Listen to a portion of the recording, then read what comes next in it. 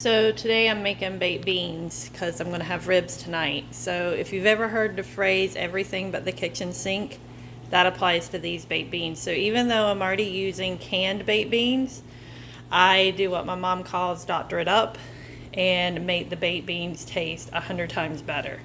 So I already have one can, one of the large cans in the crock pot. And then I'm going to add a smaller can because my boyfriend's sons are going to be here this weekend, so they can eat really well on top of my two boys. So I have 5 boys, if you count my boyfriend and me, and they're all good eaters. My boys are a little bit more picky than his are, but it is what it is. So get the rest of the beans in there, and then I just go through and add. I have onions that I'm going to add. So this is probably like a medium onion chopped. And I use crock pot liners. Those are the best things ever because I can cook whatever I want in the crock pot. And then when we get finished eating, if there's any leftover, I put the leftovers in a container, and then I throw the crock pot liner away and there's no cleanup. So the best thing ever. So I added onions, and then I'm going to add some chopped up bell peppers from my garden last year that I froze. I had a little bit left. So I don't know, 1/4 of a cup, 1/2 a cup, or maybe a whole chopped bell pepper. I'm just going to go ahead and finish this bag. So this will be all my bell peppers from the garden last year. And then I just start adding to taste. So I add a little bit of brown sugar. I start off with like a tablespoon or 2.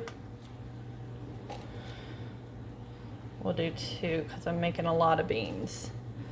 I add barbecue sauce. Kind of ties in the barbecue flavor from the ribs. A little bit of apple cider vinegar. I don't add a lot, maybe a tablespoon or 2. That's probably a couple or 2 or 3 tablespoons of barbecue sauce, maybe 2. About a tablespoon of mustard, and about a tablespoon or 2, I don't know, of ketchup. We just kind of eyeball it. I think that's a Rachel Ray term.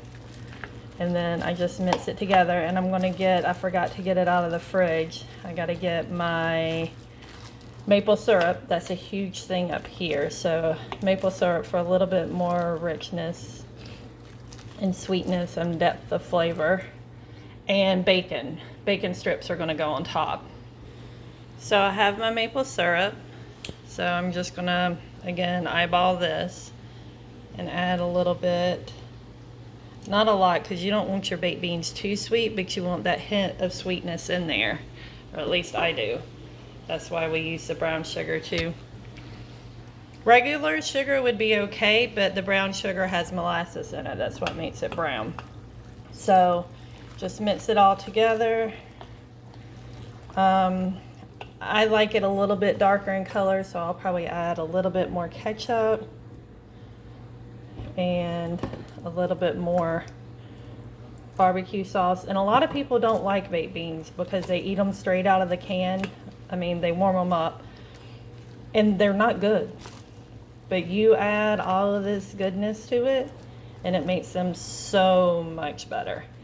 And you can make this and put it in an oven safe dish and cook it for, I don't know, 30, 45 minutes. I don't know. We don't time everything. If I'm baking, I time everything, but you put it in an oven safe dish, mix it all together.